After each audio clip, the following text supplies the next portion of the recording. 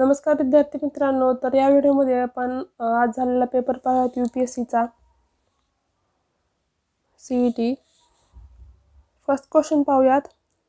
IBCचे अध्यक्ष विचारलेले आहेत। आंतरराष्ट्रीय बिग कॅट अलायन्सचे अध्यक्ष आहेत श्री भूपेंद्र यादव आहेत। त्यांची निवड 16 जून 2025 रोजी नवी दिल्ली येथे झालेल्या IBCच्या पहिल्या सभेत एकमताने करण्यात आली। नेक्स्ट क्वेश्चन, ब्रिक्सचा 9वा भागीदार देश कोणता आहे विचारलेला आहे। 9वा भागीदार देश ब्रिक्सचे 9वे भागीदार देश म्हणून नायजेरिया या देशाचा समावेश करण्यात आलेला आहे। तसेच नायजेरिया सोबत Belarus, Bolivia, Cuba, Kazakhstan, Malaysia, Thailand, Uganda आणि उझबेकिस्तान या देशांचाही भागीदार देश म्हणून समावेश करण्यात आला। ब्रिक्स परिषद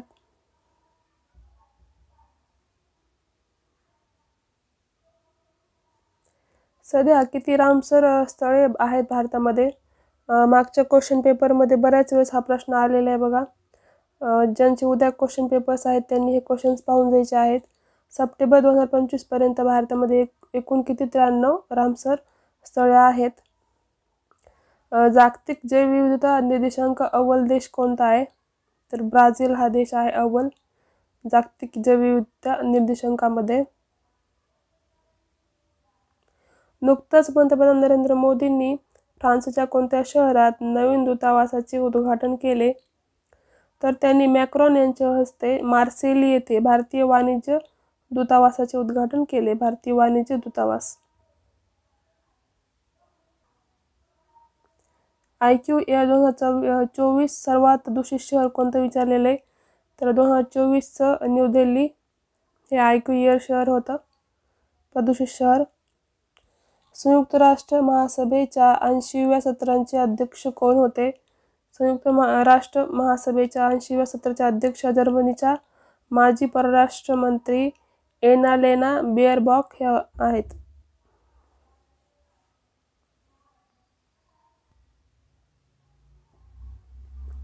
फिक्सल हेल्थ इंडेक्स मध्ये किती राज्य विचारात घेण्यात आले? तर टोटल 18 प्रमुख भारतीय राज्यांचा याच्यामध्ये समावेश आहे। एरो इंडिया 2025चे आयोजन कोणत्या शहरात झाले? तर एरो इंडिया 2025 या प्रदर्शनाचे आयोजन कर्नाटकातील बेंगळुरू शहरात येलहंका एअर फोर्स स्टेशनवरती झाले होते।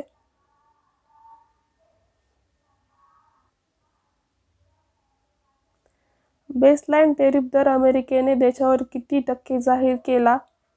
26%।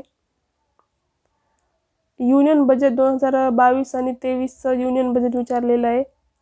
39,44,909 करोड इतकं बजेट होतं 2022-23चं।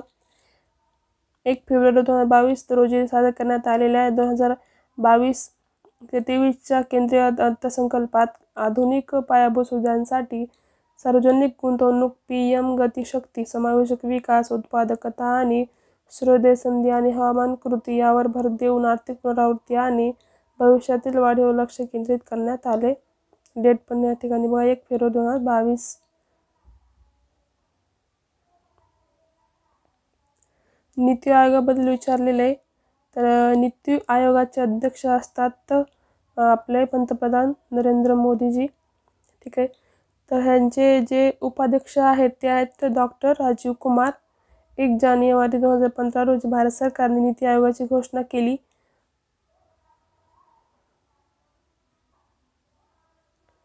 आणि 8 फेब्रुवारी 2015 रोजी नरेंद्र मोदी यांच्या अध्यक्षतेखाली नीती आयोगाची पहिली बैठक झाली। पहिली बैठक कधी झाली मग? 8 February 2015ला।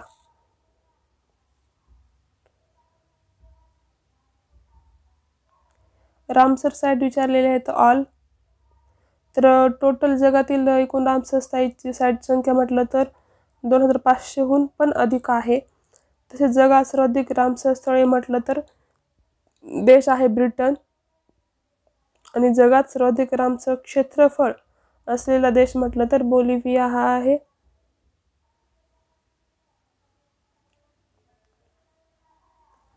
National rural health mission विचारलेला आहे। राष्ट्रीय ग्रामीण आरोग्य अभियान विचारलेला आहे। ही 2015 मध्ये भारत सरकारने सुरू केलेली एक सार्वजनिक आरोग्य उपक्रम होती, जी ग्रामीण भागातील लोकसंख्येला, विशेषतः असुरक्षित गटांना सुलभ, परवडणारी आणि जबाबदार आरोग्य सेवा प्रदान करण्यासाठी सुरू करण्यात आली होती.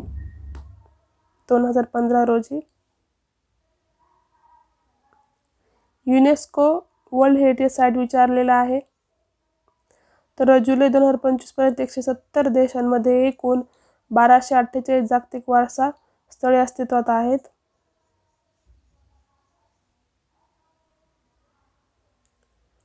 HDI म्हणजे ह्युमन डेव्हलपमेंट इंडेक्स वरती पण क्वेश्चन आलेला होता. तर ह्युमन डेव्हलपमेंट इंडेक्स म्हणजे काय, नेमका क्वेश्चन कोणता काय होता ते माहिती नाही आहे. यावरती आपण ह्याची माहिती घेऊयात. ह्युमन डेव्हलपमेंट इंडेक्स काय असतो ते. HDI म्हणजे मानवी विकास निर्देशांक, जो संयुक्त राष्ट्रांनी विकसित केलेला एक संयुक्त सांख्यिकी आहे, जो की आरोग्य, शिक्षण आणि राहणीमानातील देशांच्या सरासरी कामगिरीचे मोजमाप करतो. HDI. आता हे GHG म्हणजे ग्रीन हाऊस गॅस बद्दल विचारलेला आहे. तर GHG म्हणजे हरित वायूमध्ये म्हणजे पृथ्वीच्या वातावरणातील वायूची उष्णता अडकवतात, इन्फ्रारेड किरणोत्सर्ग शोषून घेतात आणि उत्सर्जित करतात आणि ग्रहांच्या पृष्ठभागाचे तापमान वाढवतात. ही घटना ग्रीन हाऊस इंडेक्स म्हणून ओळखली जाते. नॅशनल ह्युमन राईट कमिशन बद्दल विचारलेले आहे. म्हणजे भारताचा राष्ट्रीय मानवाधिकार आयोग ही एक स्वतंत्र वैधानिक संस्था आहे, जी 12 ऑक्टोबर 1993 रोजी मानवी हक्क संरक्षण कायदा PHRA 1993 अंतर्गत मानवी हक्कांचे संरक्षण आणि प्रोत्साहन देण्यासाठी स्थापन करण्यात आली.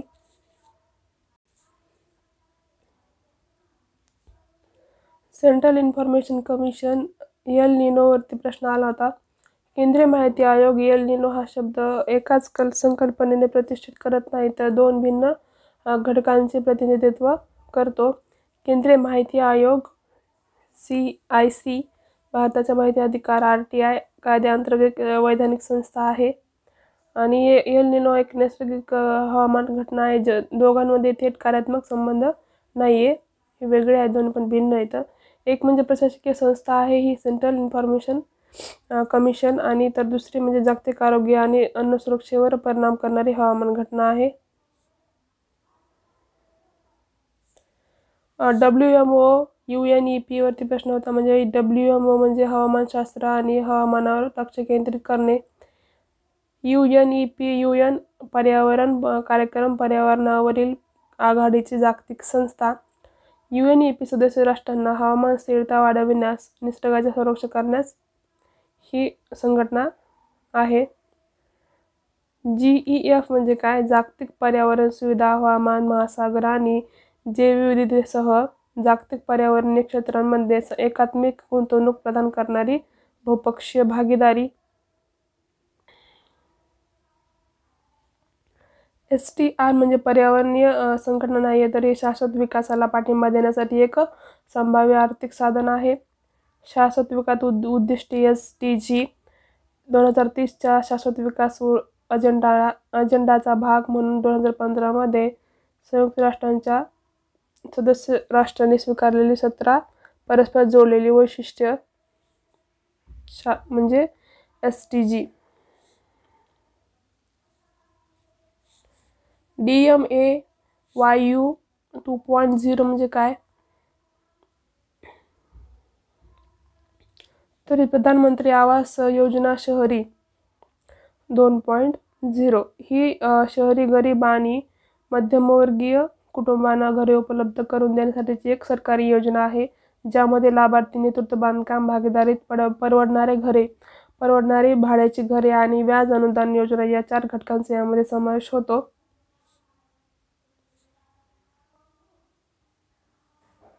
स्मार्ट सिटी कमिशनवरती प्रश्न होता. पंतप्रधान नरेंद्र मोदी यांनी 2015 मध्ये सुरू केलेले स्मार्ट सिटीजन मिशन हे 100 शहरांना आर्थिकदृष्ट्या गतिमान, समावेशक आणि शाश्वत शहरी केंद्रांमध्ये रूपांतरित करण्यासाठी एक भारत सरकारचा उपक्रम आहे, ज्यामध्ये जीवनमान सुधारले जाईल. महाराष्ट्र इलेक्ट्रिक पॉलिसी 2025 विचारलेली आहे. Maharashtra electric policy vehicle EV धोरण 2025 ही 5 वर्षाची 1,993 कोटी रुपयांची योजना आहे, जी की 2025 आणि 30 मध्ये आहे, ज्यांचा उद्देश असा आहे की 2030 पर्यंत सबसिडी, कर सवलती आणि मजबूत चार्जिंग पायाभूत सुविधा विकासाद्वारे EVचा वापर 30% वाढवणे.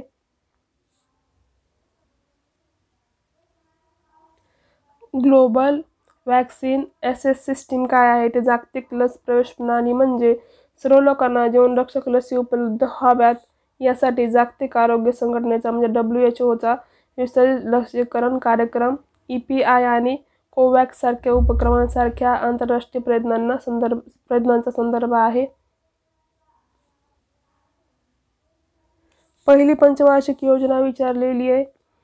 पहिली पंचवार्षिक जी योजना आहे ते 1951 ते 1956 या काळात राबवण्यात आली होती, ज्याचे नेतृत्व पंतप्रधान जवाहरलाल नेहरू यांनी केले होते. ही योजना प्रामुख्याने कृषी आणि सिंचनासारख्या अर्थव्यवस्थेच्या प्राथमिक क्षेत्रावर केंद्रित आहे आणि हेरॉल्ड डोमर मॉडेलवरती आधारित आहे. पहिली पंचवार्षिक योजना. तर या व्हिडिओमध्ये आजचे क्वेश्चन्स पाहिलेले आहेत आपण. उद्या पण UPSCचा पेपर आहे, तर सर्वांना ऑल दी बेस्ट. ज्यांचा राहिलेला आहे त्यांच्यासाठी हे क्वेश्चन्स पाहून जा. आणि मागचे महायुतीचे जे बाकीचे आपण व्हिडिओ टाकले आहेत ते पण खूप खूप महत्त्वाचे आहेत, कारण रिपीटेड क्वेश्चन्स आहेत त्यामध्ये. तुम्ही पाहू शकता. चालू घडामोडी असेल, रामसर साईट्स तळे असतील, बरेच क्वेश्चन्स रिपीट्स आलेले आहेत. तर सर्व म्हणजे जे क्वेश्चन्स आहेत ते पाहून जायचे तुम्हाला एक्झामसाठी. तर या व्हिडिओमध्ये एवढंच भेटत पुढच्या व्हिडिओमध्ये. Thanks for watching.